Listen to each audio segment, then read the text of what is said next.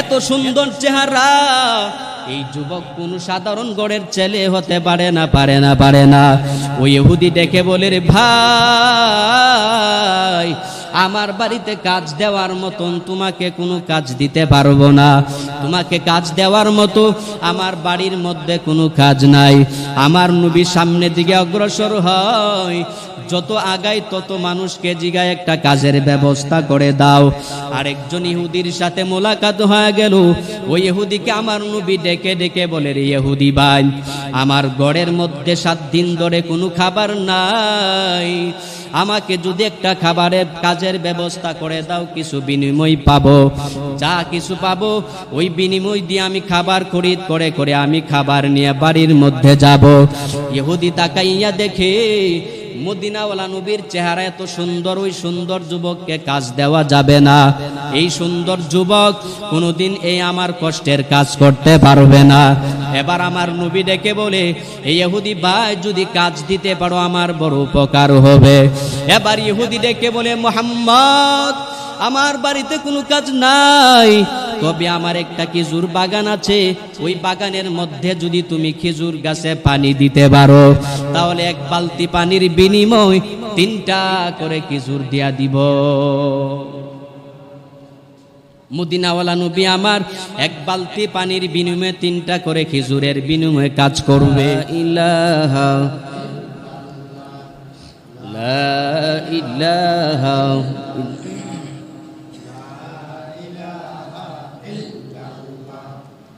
লা ইলাহা ইল্লাল্লাহ, লা ইলাহা ইল্লাল্লাহ, লা ইলাহা ইল্লাল্লাহ, লা ইলাহা ইল্লাল্লাহ, লা ইলাহা ইল্লাল্লাহ।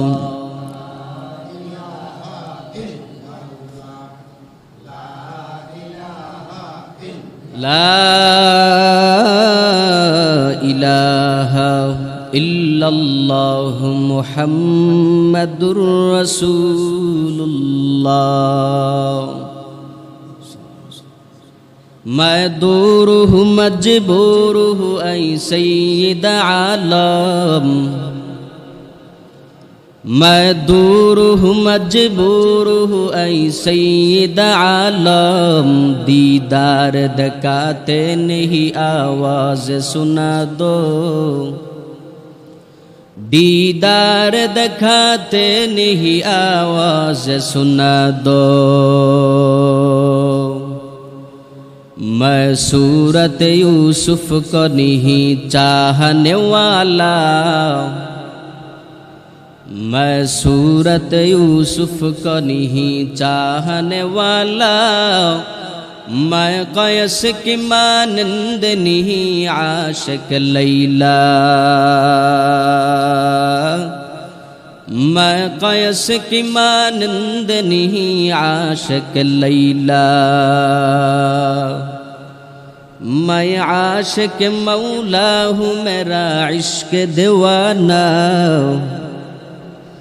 मैं आशिक मौला हूँ मेरा इश्क दीवाना। ई जुमला जहाँ जिसकी तजल्ली से उजाला, ई जुमला जहाँ जिसके तजल्ली से उजाला। अल्हम्दुलिल्लाह। नहायत काबिल एहतराम उपस्थित सम्मानित मुसल्लियाने कराम, আল্লাহ পাক রব্বুল আলামিনের দরবারে সর্বপ্রথম কৃতজ্ঞতা জ্ঞাপন করছি যে মহান মালিক ফিতনা ফাসাদের সময়ে আল্লাহ পাক দুনিয়াবি সমস্ত প্রকার ফিতনা ফাসাদ থেকে মুক্ত রেখে 10 মায়ের 10 সন্তানকে একই জায়গায় জুরমিলে আবদ্ধ হওয়ার বসার তৌফিকটুকু দান করেছেন। এজন্য নিয়ামতের শুকর আদার লক্ষ্যে মুসলমান হিসাবে দিল থেকে শুকরিয়াতান সকলে বলি আলহামদুলিল্লাহ। ধারাবাহিকভাবে রাসূলের সিরাত সম্পর্কে আমাদের আলোচনা চলছিল। তো আজ রাসূলের সিরাত সম্পর্কে আলোচনা হবে। তো সিরাতের আলোচনাটা ধারাবাহিক না হয়ে একটু আমরা সামনে চলে যাব। আল্লাহ তাআলা রাসূল করিম সাল্লাল্লাহু আলাইহি ওয়াসাল্লামকে বিভিন্নভাবে কোরআন শরীফের মধ্যে সম্বোধন করেছেন। ওয়ামা আরসালনাকা ইল্লা রাহমাতাল লিল আলামিন। আল্লাহ তাআলা বলেন, ওয়ামা আরসালনাকা, আমি আপনাকে প্রেরণ করি নাই, আমি আপনাকে পাঠাইনি, ইল্লা রাহমাতাল লিল আলামিন, তবে জগৎবাসীর জন্য রহমত বানায় প্রেরণ করেছি। অর্থাৎ আমাদের নবীকে আল্লাহ তাআলা গোটা জগতের জন্য রহমত বানায় পাঠাইছেন। আর গোটা জগৎ সৃষ্টি করছেন কে? আল্লাহ। গোটা জগতের সৃষ্টিকর্তা হলেন আল্লাহ, আর গোটা জগতের রহমতের জন্য আল্লাহ তাআলা রহমতের নবী পাঠাইছে মুহাম্মদ সাল্লাল্লাহু আলাইহি ওয়াসাল্লাম। আলহামদুলিল্লাহি রাব্বিল আলামিন। গোটা আলমের জন্য রব হলাম আমি আল্লাহ। গোটা আলমের জন্য রবকে আল্লাহ।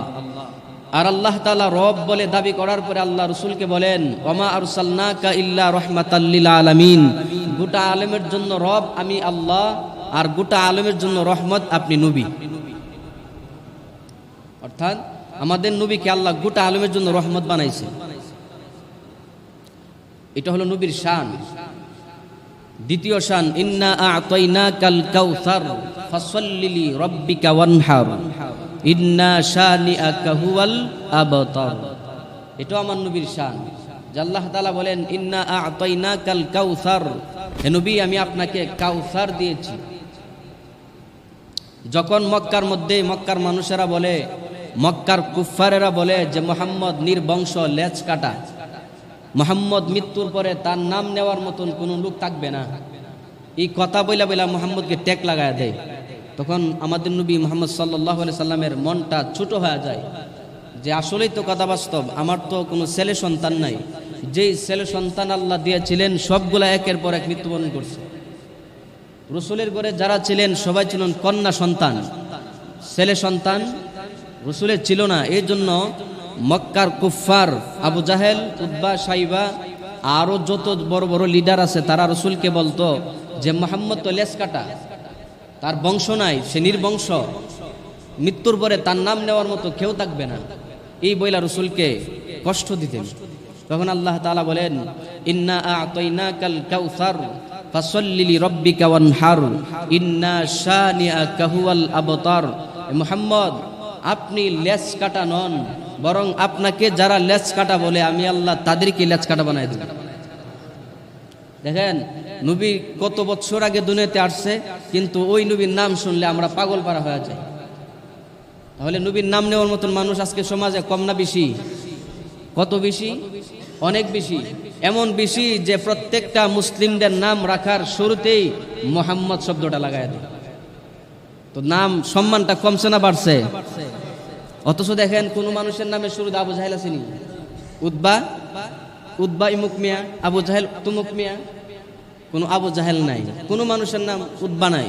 তো রসুলের নাম কিন্তু টিকিয়ে আল্লাহ জারি করে দিছে, এমন করা করছে যে পৃথিবীর প্রত্যেকটা মানুষের নামের শুরুটা মুহাম্মদ ঢুকাইয়া দিছে। তো আল্লাহ তাআলা বলেন, আমি আপনাকে দুনিয়াতে রহমত স্বরূপ প্রেরণ করেছি, দুনিয়াতে রহমত স্বরূপ প্রেরণ করেছি। আল্লাহ তাআলা আমাদের নবীকে এত সম্মানিত করে পাঠাইছে। দেখেন আমাদের নবী দুনিয়াতে আসার পরে কষ্ট কি কম করছে না বেশি করছে? দুনিয়ার সমস্ত নবীদের কষ্ট যদি এক পাল্লায় রাখা হয় আর আমার নবীর কষ্ট যদি অপর পাল্লায় রাখা হয়, আমার নবীর কষ্টের পাল্লাটা ভারী হয়ে যাবে। তাহলে কি পরিমাণ কষ্ট করছে। অথচ আইয়ুব আলাইহিস সালাতু ওয়াস সালাম এত পরিমাণে কষ্ট করছে যে উনার সারাটা শরীরে পোকা পড়ে গেছে। পোকা পড়ার কারণে উনার সারাটা শরীর পোকাগুলা একের পর এক খাইতে লাগলেন, কামড়াইতে লাগলেন। এক পর্যায়ে উনার জিহ্বাটা বাকি আছে পোকা পড়বার, অর্থাৎ সারা শরীরে পোকা, শুধুমাত্র জিহ্বাটা বাকি। আইয়ুব নবী আল্লাহর কাছে দোয়া করছে, আল্লাহ আমার জিহ্বাটাকে ভালো রাখেন যেন তোমার নাম আমি নিতে পারি। তাহলে কি পরিমাণ কষ্ট। এমন ভাবে প্রত্যেক নবী কষ্ট করছেন, কিন্তু আল্লাহ বলেন সমস্ত নবীদের কষ্ট এক পাল্লায় রাখলে আমার নবীর কষ্ট আমি আল্লাহ তাআলার কাছে ওজনটা বেশি হয়ে যাবে। তো আল্লাহ তাআলা নবীকে যদি কষ্ট করান, আমাকে আপনাকে কষ্ট কম করাবে না বেশি করাবে? বেশি করাবে। ওয়ালানাবলুওয়ান্নাকুম বিশাইইম মিনাল খাউফি ওয়াল জু'। وَلَنَبْلُوَنَّكُمْ بِشَيْءٍ مِّنَ الْخَوْفِ وَالْجُوعِ وَنَقْصٍ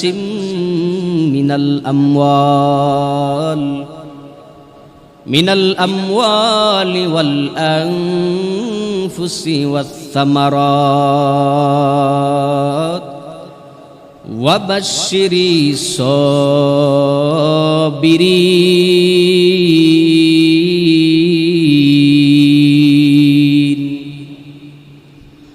আল্লাহ তাআলা বলেন ওয়ালানাবলুওয়ান্নাকুম বিশাইইম মিনাল খাউফ, আমি আমার নবী মুহাম্মদ সাল্লাল্লাহু আলাইহি ওয়াসাল্লামকে দুনিয়ার জমিনে যেই পরিমাণ কষ্ট করাইলাম, তোমরা আখিরি নবীর উম্মত হিসাবে যারা দাবি করবে, আমি আল্লাহ অবশ্যই তোমাদেরকে পরীক্ষা করব।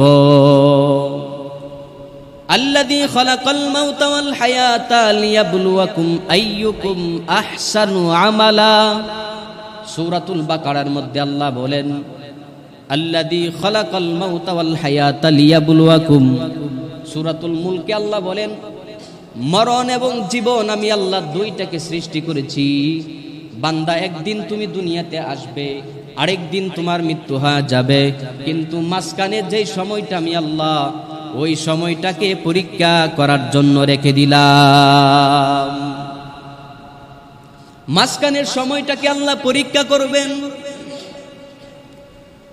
ঠিক তদ্রূপ ভাবে আল্লাহ তাআলা বলেন অবশ্যই অবশ্যই তোমাদেরকে আমি আল্লাহ পরীক্ষা করব। কিসের মাধ্যমে? আল্লাহ তাআলা বলেন আমি আল্লাহ তাআলা ঈমানের পরীক্ষা করব 5 বিষয়ের মাধ্যমে। ঈমানের পরীক্ষা আল্লাহ করবেন 5টা বিষয়ের মাধ্যমে। আল্লাহ তাআলা বলেন দুনিয়াতে যারা মধ্যবিত্ত পরিবার, যারা গরীব, আমি আল্লাহ গরিবদেরকে 5টা বিষয়ে পরীক্ষা করব। আর যারা দুনিয়ার জমিনে ধনী বলে বলে বলে বলে পরিচয় দিবে, ওই ধনী বান্দাদেরকে আমি আল্লাহ 2টা বিষয়ের মাধ্যমে পরীক্ষা করব। ধনীদেরকে কেমনে করবেন? ফাআম্মাল ইনসানু ইযা মাবতালাহু রাব্বুহু ফাআকরামাহু ওয়া নাআমা। আল্লাহ তাআলা বলেন দুনিয়ার ধনীদেরকে আমি আল্লাহ 2টা নিয়ামত দিয়া পরীক্ষা করব। 1 নম্বর নিয়ামতের নাম হলো বান্দা টাকা পয়সা। টাকা পয়সা দিয়া আমি আল্লাহ ধনী বানায়া তোমারে পরীক্ষা করব। তোমার টাকা উপার্জিত সম্পদ বান্দা কোন পথে ব্যয় করো আমি আল্লাহ দেখার জন্য আমি আল্লাহ পরীক্ষা করব। এত বিশাল পরিমাণে সম্পদ দেয়া দিলাম, ওই সম্পদটাকে কোন রাস্তায় ব্যয় করো যাচাই করার জন্য সম্পদের মালিক বানাইলাম। 2 নম্বর ওয়ানাআমাহু। আল্লাহ তাআলা বলেন আমি আল্লাহ দুনিয়ার সবাইকে পরীক্ষা করব পদের মাধ্যমে। বলে কিসের পদ? আমি আল্লাহ এক একটা মানুষকে এক একটা পদবি দিয়া দিব। বলে বান্দা তুমি সাধারণ মানুষ, আমি আল্লাহ তাআলার কাছে যখন তুমি চাওয়া শুরু করলা, ও দয়ার মালিক আপনি আমাকে আমার এলাকার মেম্বার হিসাবে পরিণত করে দেন, আমার এলাকার মেম্বার বানায়া দেন। আল্লাহ বলে বান্দা যা যা আমি এলাকার তোরে মেম্বার বানায়া দিলাম। আল্লাহ তাআলা মেম্বার বানানোর পরে আল্লাহ মেম্বার বানায়া তোমাকে পদ দ্বারা পরীক্ষা শুরু করলেন। মেম্বার হওয়ার পর যেই দায়িত্ব তোমার কাঁধে বর্তাবে ওই দায়িত্ব ঠিক মতন পালন করা লাগবে। ওই দায়িত্ব পালন করার জন্য আল্লাহ তাআলা তোমাকে মেম্বার বানিয়েছেন। বাহাদুরি করার জন্য মেম্বার বানাই নাই, মাস্তানি করার জন্য আমি আল্লাহ তোমাকে মেম্বার বানাই নাই। মেম্বারগিরি করে করে একদিন তোমার মনের মধ্যে আশা নিয়ে আমি আল্লাহর কাছে দোয়া করলা, ও দয়ার মালিক আমি অনেক দিন পর্যন্ত মেম্বার হওয়ার পরে আমার মনের তৃপ্তি দূর হয় নাই। ও আল্লাহ আজকে তুমি আমারে চেয়ারম্যানের পদবি দান করে দাও। আল্লাহর কাছে দোয়া করলেন, ও আল্লাহ তুমি আমার এলাকার চেয়ারম্যান বানায়া দাও। আল্লাহর কাছে দোয়া করার পরে আল্লাহ তাআলা তোমাকে এলাকার চেয়ারম্যান বানায়া দিল। চেয়ারম্যান হওয়ার পর নিজেকে বান্দা তুমি সফল মানুষ হিসাবে মনে করবা না, বরং আমার আল্লাহ চেয়ারম্যান বানাইয়া তোমার ঈমান আমল পরীক্ষা করার জন্য তোমাকে যোগ্য আসনে বসায়া দিলেন। চেয়ারম্যানের পদ আল্লাহ তাআলা দিয়া দিলেন। চেয়ারম্যানের পদ দেওয়ার পরে দুনিয়ার সবাই তোমারে সম্মান করে। মুফাসসিরিনে কেরাম জানায়া দেয় দুনিয়ার মানুষ পদ পাওয়ার পরে মানুষ যদিও তাকে সম্মান করে, আল্লাহ তাআলা তখন বান্দাকে সম্মান করবে যখন বান্দা ঠিক মতন দায়িত্ব পালন করবে। আল্লাহ তাআলার কাছে বান্দাটা তখন দামি হতে পারবে। আর দুনিয়ার সমস্ত মানুষ যদি তোমাকে সম্মানিত করে, দুনিয়ার সব মানুষ যদি তোমাকে ইজ্জত করে, আল্লাহ তাআলার কাছে ততক্ষণ পর্যন্ত বান্দা দামি হতে পারবা না যতক্ষণ পর্যন্ত তোমার দায়িত্ব ঠিক মতন পালন না করবা। আল্লাহ তাআলা ধনী মানুষদেরকে দুইটা বিষয়ে পরীক্ষা করবেন।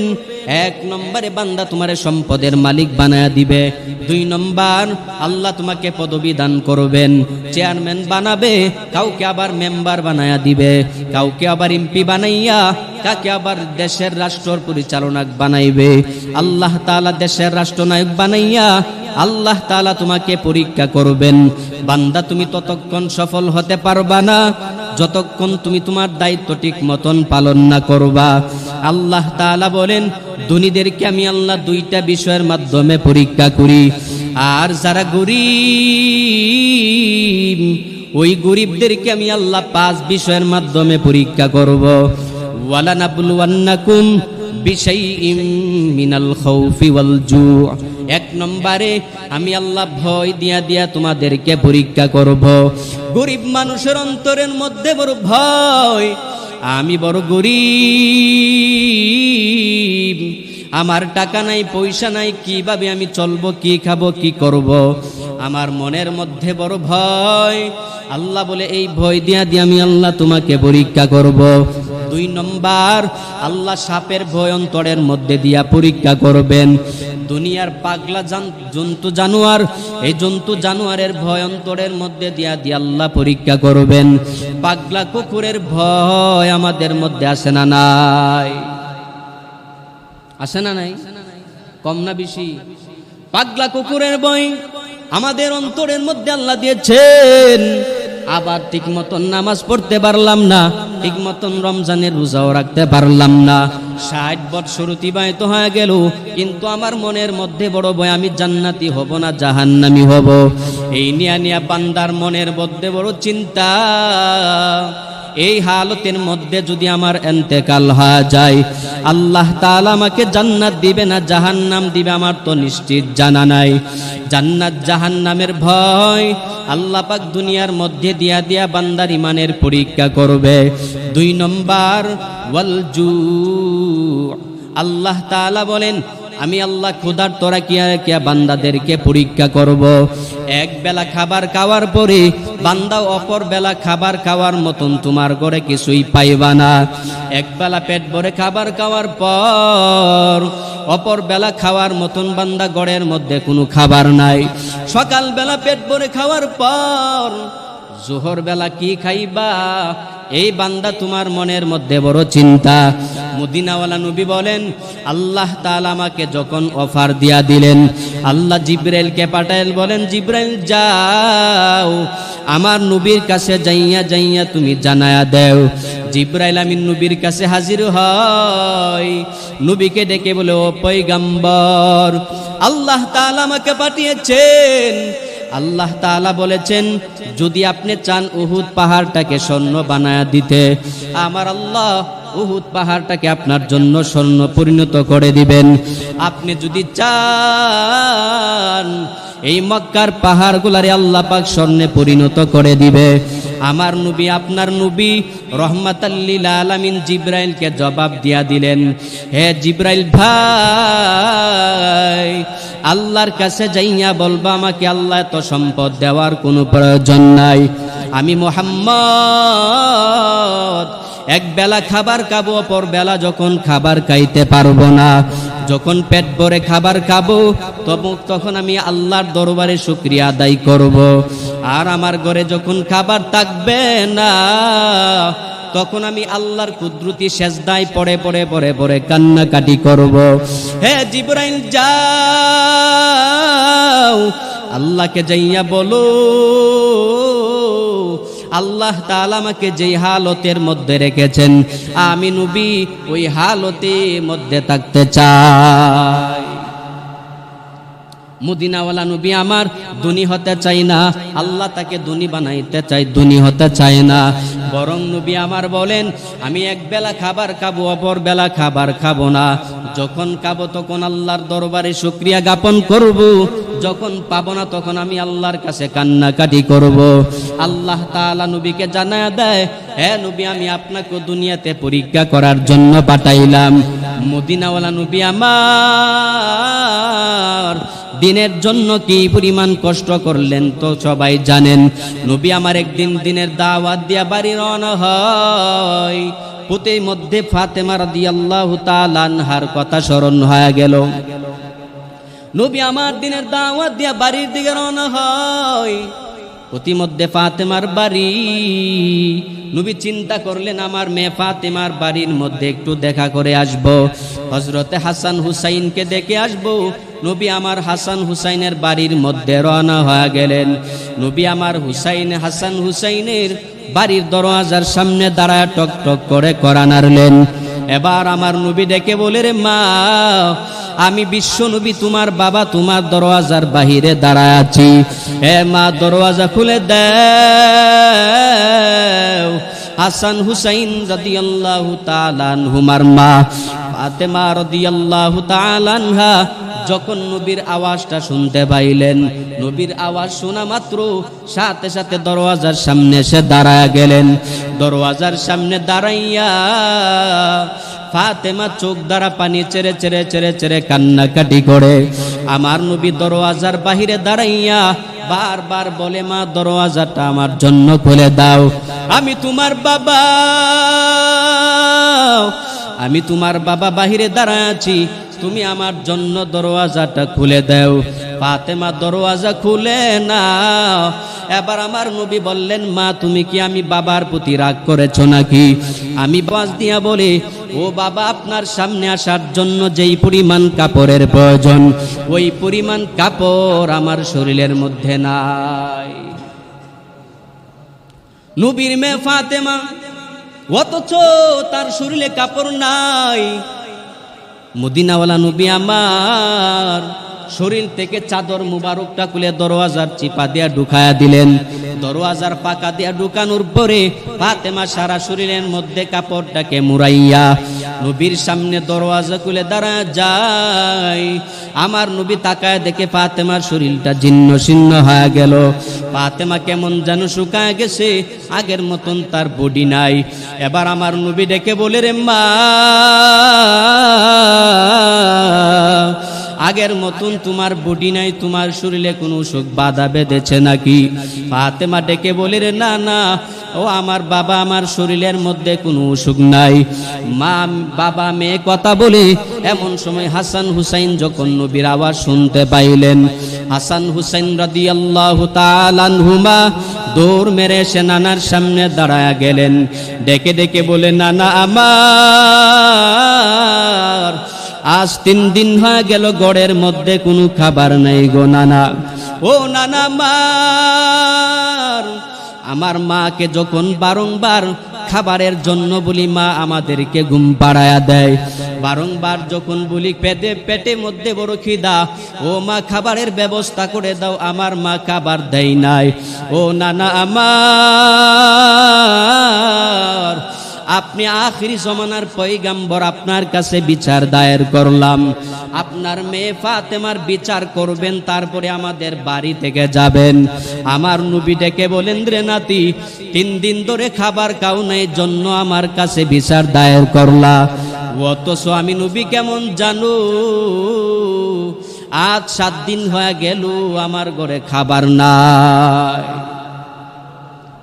7 দিন হয়ে গেল ঘরের মধ্যে খাবার নাই। নবী আমার জুব্বা মুবারক উঠায়া দেখা দিলেন, নবীর পেটের মধ্যে 2টা পাথর বাঁধা। এবার হাসান কান্না করে, হুসাইন রাদিয়াল্লাহু তাআলা আনহুমাও কান্না করে, ফাতেমাও কান্না করে। আমার নবী কান্না সহ্য করতে না পেরে ঘর থেকে বের হয়ে গেলেন। এবার আমার নবী মনে মনে সিদ্ধান্ত নিলেন, আজকে যার বাড়ির মধ্যে কাজ পাবো তার বাড়িতে গিয়ে আজকে কাজ করব। আমার নবী রাস্তা দিয়ে হেঁটে যায়, ইহুদিদের সাথে যখন মুলাকাত হয়ে গেল, একজন ইহুদিকে আমার নবী ডেকে ডেকে বলে, এই ইহুদি ভাই, তোমার বাড়িতে কাজ আছে কিনা, আমাকে একটা কাজের ব্যবস্থা করে দাও। ওই নবী যখন ইহুদির কাছে কাজ চাইলেন, ইহুদি তাকায় দেখে এত সুদর্শন সুন্দর যুবক কোনোদিন কাজ করতে পারে না, এত সুন্দর চেহারা, এই যুবক কোন সাধারণ গড়ের ছেলে হতে পারে না, পারে না, পারে না। ওই ইহুদি ডেকে বলে, রে ভাই, আমার বাড়িতে কাজ দেওয়ার মতন তোমাকে কোনো কাজ দিতে পারবো না, তোমাকে কাজ দেওয়ার মতো আমার বাড়ির মধ্যে কোনো কাজ নাই। আমার নবী সামনের দিকে অগ্রসর হয়, যত আগাই তত মানুষকে জিগায় একটা কাজের ব্যবস্থা করে দাও। আরেকজন ইহুদির সাথে মোলাকাত হয়ে গেল, ওই ইহুদিকে আমার নবী ডেকে ডেকে বলে, রে ইহুদি ভাই, আমার ঘরের মধ্যে 7 দিন ধরে কোনো খাবার নাই, আমাকে যদি একটা খাবারের কাজের ব্যবস্থা করে দাও, কিছু বিনিময় পাবো, যা কিছু পাবো ওই বিনিময় দিয়ে আমি খাবার খরিদ করে করে আমি খাবার নিয়ে বাড়ির মধ্যে যাব। ইহুদি তাকাইয়া দেখে মদিনাওয়ালা নবীর চেহারা এত সুন্দর, ওই সুন্দর যুবককে কাজ দেওয়া যাবে না, এই সুন্দর যুবক কোনোদিন এই আমার কষ্টের কাজ করতে পারবে না। এবার আমার নবী ডেকে বলে, এই ইহুদি ভাই, যদি কাজ দিতে পারো আমার বড় উপকার হবে। এবার ইহুদি ডেকে বলে, মুহাম্মদ, আমার বাড়িতে কোনো কাজ নাই, তবে আমার একটা খেজুর বাগান আছে, ওই বাগানের মধ্যে যদি তুমি খেজুর গাছে পানি দিতে পারো, তাহলে 1 বালতি পানির বিনিময় 3টা করে খেজুর দিয়া দিব। মদিনাওয়ালা নবী আমার 1 বালতি পানির বিনিময়ে 3টা করে খেজুরের বিনিময়ে কাজ করবে। কেমন নবী আমার! অথচ আল্লাহর কাছে যদি বলতেন, দয়ার মালিক, আমি নবী কষ্টের মধ্যে আছি, আপনি আমাকে কাজের ব্যবস্থা না করে আপনি আমার ঘরের মধ্যে খাবার পাঠায়া দেন। ও আল্লাহ, আপনি আমার ঘরের মধ্যে জান্নাতি খাবারের ব্যবস্থা করে দেন। বুঝে থাকলে বলেন, আল্লাহ জান্নাতি খাবারের ব্যবস্থা করতে পারে কি পারে না? অথচ আমার নবী আল্লাহর কাছে খাবার না চাইয়া, আমার নবী আল্লাহ তাআলার কাছে খাবার না চায় কাজের জন্য ঘর থেকে বের হয়ে গেলেন। এবার ইহুদি ডেকে বলে, হে মুহাম্মদ, এত সুন্দর কাজ তুমি করতে পারবা না, কারণ ওই কাজের মধ্যে বড় কষ্ট, এই কাজ তোমার দ্বারা সম্ভব হবে না। এবার আমার নবী রাজি হয়ে গেলেন, 1 বালতি পানির বিনিময় 3টা করে খেজুর দিবে ইহুদি। আমার নবী বলেন, ঠিক আছে, যাও যাও, আমি তোমার বাড়ির মধ্যে কাজ করব। ওই ইহুদি নবীর হাতে বালতি ধরায়া দিলেন। 1 বালতি পানি যখন কূপ থেকে তুলে তুলে খেজুর গাছের মধ্যে দেয়, এমন করে করে 1 বালতি পানি, 2 বালতি নয়, 3 বালতি নয়, 7 বালতি পানি দেয়া দিলেন। 8ম বালতি পানি দেওয়ার জন্য আমার নবী যখন কূপের মধ্যে বালতিটাকে চারলেন, এবার নবী আমার বালতিটাকে যখন রশি ধরে ধরে টান দেয়, এবার রশিটা চিরে বালতিটা কূপের মধ্যে ভরে যায়, রশিটা উপরের দিকে চলে আসে। ওই ইহুদি তাকায়া দেখে মুহাম্মদ বালতিটাকে নিচের মধ্যে ফালায়া দেয়। ইহুদি দূর মেরে এসে বলে, মুহাম্মদ, আমি আগেই বলেছি তোমার দ্বারা কাজ করা সম্ভব হবে না। তুমি কি আমার কাজ করার জন্য এসেছো, নাকি তুমি আমার ক্ষতি করার জন্য এসেছো? এবার নবী আমার বলে, আমি তো আসলে কাজ করার জন্য এসেছিলাম। এবার ওই ইহুদি ডেকে বলে, তাহলে কেন বালতিটাকে ছিঁড়ে তুমি কূপের মধ্যে ফালায়া দিলা? আমার নবী ডেকে বলে, ইহুদি ভাই, আমি রশিটাকে ইচ্ছা করে ছিঁড়ি নাই, বরং রশিটা ছিঁড়ে কূপের মধ্যে বালতিটা ভরে গেল। ও ইহুদি ভাই, আমার এখানে বিন্দু মাত্র কোনো ত্রুটি নাই, আমি ভুল করতে পারি না, এখানে বিন্দু মাত্র আমার কোনো ভুল নাই। আমার নবীর কথা না শুনে ওই ইহুদি নবীর গালের মধ্যে একটা তাপ্পুর বসায়া দিল। যেই নবীর শরীরে মশা মাছি বসা হারাম, ওই ইহুদি আমার নবীর শরীরে তাপ্পুর মেরে দেয়। আল্লাহর আরশ তরতর করে কেঁপে ওঠে, জমিনগুলা তরতর করে কাঁপতে লাগলেন। আল্লাহ তাআলা জিবরাইলকে পাঠায়া দিলেন, হে জিবরাইল যাও, আমার নবীর গালের মধ্যে ইহুদি তাপ্পুর মারলো। কেন জানুনি? ওই বালতিটা কূপের মধ্যে পড়ে গেছে, এই জন্য ইহুদি নবীর গালে তাপ্পুর বসায়া দিল। যাও যাও, আমার নবীর কানে কানে কানে কানে যাইয়া জানায়া দেও, আমার নবী যেন ওই কূপ থেকে বালতিটা তুলে ইহুদির হাতে ধরায়া দেয়।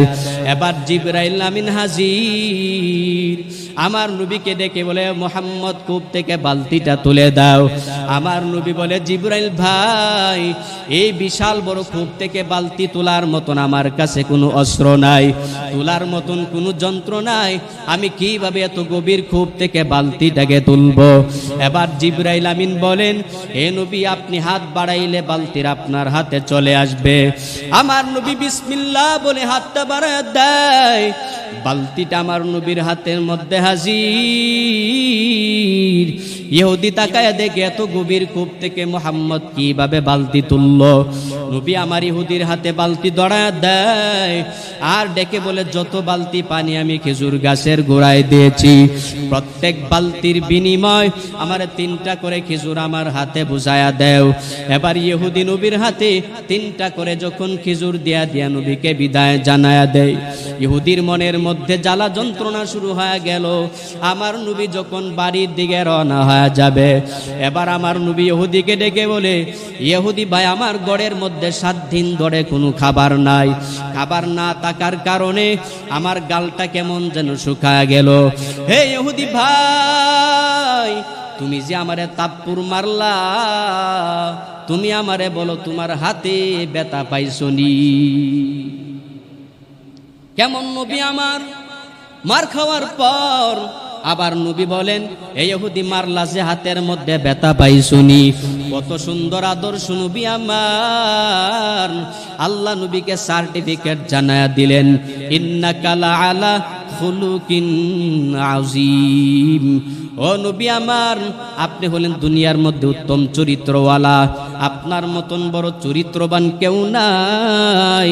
কিয়ামত পর্যন্ত আপনার মতন চরিত্রওয়ালা মানুষ দুনিয়াতে আসবে না। আমার নবীর চরিত্র কত সুন্দর। নবী আমার দিনের দাওয়াত দিয়া যেই পরিমাণ মুসলমান বানাইলেন, কিন্তু নবীর আখলাক দেখে, নবীর চরিত্র দেখার পরে কত হাজার হাজার খ্রিস্টান নবীর হাতে কালিমা পড়ে মুসলমান হয়ে গেছে। দাওয়াতের মাধ্যমে যা সম্ভব নয়, আখলাকের মাধ্যমে আমার নবী তার চেয়ে বেশি সম্ভব করায় দেখা দিলেন।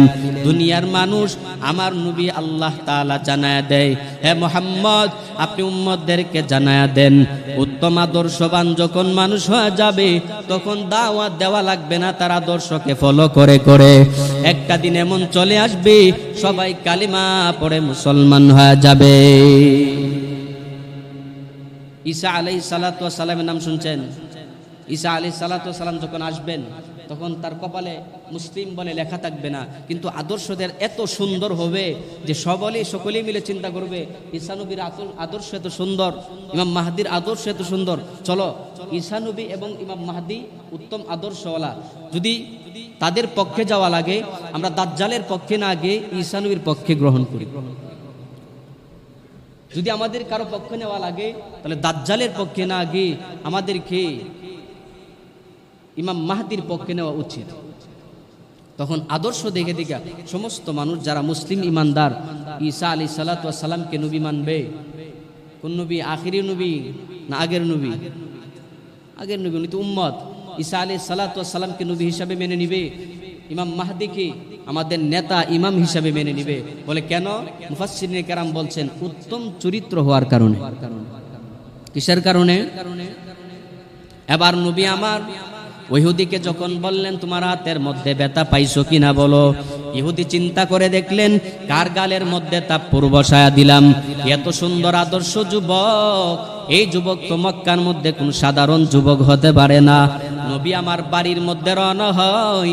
বাড়ির মধ্যে যখন চলে গেলেন, ইহুদি পার্শ্ববর্তী ব্যবসায়ীদেরকে জিজ্ঞাসা করে করে বলে এই যুবকটাকে তোমরা চিনোনি? ওই ব্যবসায়ী লোকেরা তার দিকে আঙ্গুল তুলে তুলে বলে উনি হলেন আখির নবী, বিশ্ব নবী হযরত মুহাম্মদ সাল্লাল্লাহু আলাইহি সাল্লাম। উনি যখন শুনতে পারলেন উনি তো আখির নবী, ইহুদি যখন জানতে পারলেন তখন আর দেরি করে নাই ফল কাটার ছুরি নিয়া যেই হাতের মাধ্যমে তাপ্পুর মারলেন, বাম হাত দিয়া ডান হাতটাকে কবজি থেকে আলাদা করে দিলেন। আলাদা করার পর মনের মধ্যে শান্তি আসে না। এবার ইহুদি ভাবলেন ওই মুহাম্মদের কাছে যাই আমাকে মাপ চাওয়া লাগবে। দৌড়ায়া নবীর বাড়ি হাজির হয়। বাড়ির মধ্যে যখন ইহুদি নবীর সামনে দাঁড়ায় গেলেন, ডেকে ডেকে বলে মুহাম্মদ আমি চিনতে পারি না আপনি মুহাম্মদ, আপনি আল্লাহর রসুল, আপনি যে আখিরি পয়গম্বর, আমি আপনাকে না চিনি আপনার গালের মধ্যে তাপ্পুর বসায়া দিলাম। ও নবী আমার, যেই হাত দিয়া তাপ্পুর মারলাম ওই হাত আমার শরীরের মধ্যে রাখি নাই। ও নবী আমার, যেই হাত দিয়া তাপ্পুর মারলাম হাতটাকে আমি কেটে দিলাম। ও নবী আমার, আপনি আল্লাহর জন্য আমাকে মাফ করে দেন। আমি যে অপরাধ করেছি আমার অপরাধের শাস্তি আমি নিজেই নিয়ে নিলাম। বলে হাতটাকে কেটে দিলাম। আমার নবী তাকায় দেখে ইহুদির হাত থেকে টপ টপ করে রক্ত পড়তেছেন। এবার আমার নবী ইহুদিকে ডেকে বলে এই ইহুদি ভাই, তোমার কাটা হাতটা আমার কাছে দিয়া দাও। ইহুদি যখন কাটা হাতটা নবীর কাছে দেয়া দেয়, ওই নবী আমার তুতু মুবারক কাটা হাতের মধ্যে যখন লাগায়া দেয়, কাটা হাত যখন তুতু দেওয়ার পর ওই কাটা জায়গার মধ্যে লাগায় দেওয়ার পরে এবার ইহুদি তাকায় দেখে এত সুন্দর হাত হয়ে গেল। হাতের মধ্যে আগে যেই পরিমাণ শক্তি ছিল এখন আগের থেকে দ্বিগুণ শক্তি হাতে চলে আসছে। নবীর বরকতে হাত জোড়া লেগে গেল। এবার ইহুদি বলে মুহাম্মদ আমি আপনার কুদরত দেখলাম, আপনার মধ্যে যে কি সিফতগুলো আছে সব আমার কাছে প্রকাশ হয়ে গেল। বালতি তোলার মতন কোনো ক্ষমতা নাই, এই বালতিটাকে আপনি তুলতে পারলেন। কাটা হাত জোড়া লাগানোর মতো দুনিয়ার কারো পক্ষে সম্ভব না। আপনি কাটা হাত এক মুহূর্তের মধ্যে জোড়া লাগায় বালক করে দিলেন। হে মুহাম্মদ আর দেরি করতে চায় না, সাথে সাথে কালিমা পড়ায়া মুসলমান বানায়া দেয়। এবার ওই কালিমা পড়ে মুসলমান হয়ে যায়। আমার নবীর আদর্শ কত সুন্দর, ওই আদর্শ দেখিয়া দেখিয়া ইহুদি কালিমা পড়ে মুসলমান হয়ে গেলেন। কি বুঝাইতে চাইলাম, আমার নবীর মতন আদর্শওয়ালা যুবক আজকে দুনিয়াতে কেউ নাই। তবে মুফাসসিরিনে কেরাম জানায়া দেয় তুমি যদি শ্রেষ্ঠ যুবক হতে চাও আমার নবীর ইতিহাস ঘেটে দেখো। নবীর যৌবনকালে যেই পরিমাণ আদর্শ দেখায়া দুনিয়াতে চলছে, ওই আদর্শের মালাটা যদি আজকেও তুমি গলার মধ্যে লাগাইতে পারো, আমার আল্লাহ দুনিয়ার জমিনে শ্রেষ্ঠ যুবক বানায় দিবে। মুফাসসিরিনে কেরাম বলেন দুনিয়ার সমস্ত বুড়ারা যদি উত্তম বুড়া হতে চায় মদিনাওয়ালা নবীর আদর্শ মানা লাগবে। নবী যেইভাবে বুড়া বয়সে জীবন কাটাইছেন ওই জীবনটা যদি ইতিহাসটা যদি ফলো করতে পারেন তাহলে মুরব্বীরাও শ্রেষ্ঠ মুরব্বী হয়ে যাবে। যেই কথাটা বললাম যে আল্লাহ তাআলা নবীকে এত দামি বানানোর পরেও যদি পরীক্ষা করতে পারেন না খাওয়ায়া, আল্লাহ কি আমাকে আপনাকে পরীক্ষা করবেন না? করবেন কিনা? কত পার্সেন্ট সত্য? 100% সত্য। আলিফ লাম মিম আহাসিবান নাস আইয়ুতরাকু আইয়াকুলু আমান্না ওয়া হুম লা ইফতানুন। শুধু মনে করেছো যে মুখে বলছো আমি মুসলিম, মুখে বলছো আমি ইমানদার, এটা মুখে বলছো। আইয়ুতরাকু এটা মুখে বলার পরে মনে করেছো আমি ছেড়ে দেব তোমাদেরকে। তুমি নিজেকে মুসলিম দাবি করেছো যে আমি একজন মুসলিম, এই কথাটা তুমি মুখে স্বীকার করার পরে আল্লাহ বলছেন যে তুমি কি ধারণা করেছো, হাসিবান নাস, মানুষ ধারণা করেছে তোমাকে ছেড়ে দেওয়া হবে, আইয়ুতরাকু ওহুম লা ইফতানুন, যে নিজেকে মুসলিম দাবি করলা, নিজেকে ইমানদার দাবি করলা, আর তুমি জান্নাতে ঢুকে যাবা এত সোজা মনে করেছো? বলে না, ওহুম লা ইফতানুন, আমি আল্লাহ তোমাকে পরীক্ষা করব, পরীক্ষায় পাশ হতে পারলেই জান্নাত। তো পরীক্ষা যে করবে এটা 100% নিশ্চিত। ওয়ালা নাবলুওয়ান্নাকুম, অবশ্যই অবশ্যই পরীক্ষা করব। তো আল্লাহ যদি অবশ্যই অবশ্যই বলে, আর কোনো সন্দেহ আসেনি? আর কোনো সন্দেহ আছে? যেন পরীক্ষা করবে এটা নিশ্চিত। আল্লাহ তাআলা আমাদেরকে যখন অভাবের মধ্যে রাখবেন, কিসের মধ্যে?